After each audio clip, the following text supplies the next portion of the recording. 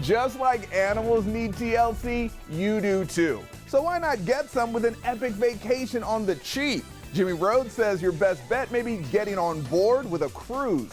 So Jimmy, what's the deal?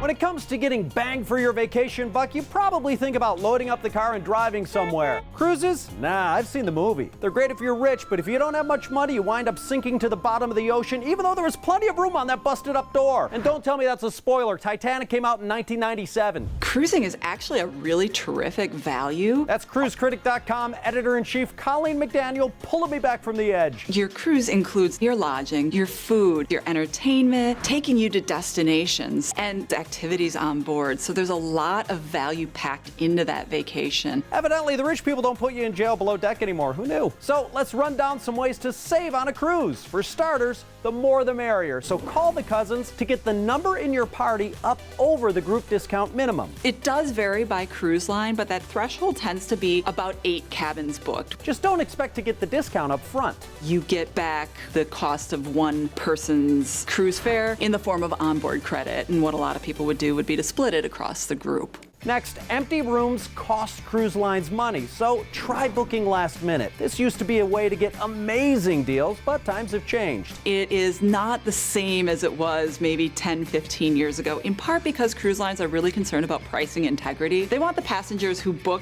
right out of the gate to feel like they got the best deal possible. But still, an empty cabin is all overhead and no revenue, so cruise lines would rather get something instead of nothing. Cruise lines set a cancellation deadline that varies, but roughly about 90 days out. So if you're willing to book later in the game, people might find a great deal in that 90-day window. Finally, for a chance to get better lodging than you're paying for, try booking with a cabin guarantee. That means you book the lowest rate for a category of cabin, and you might in fact get the worst room in that category. But if the cruise line has nicer rooms in that category, they'll move you up. It's a bit of a gamble, but you might end up with a really nice cabin. If you're lucky, you might even feel like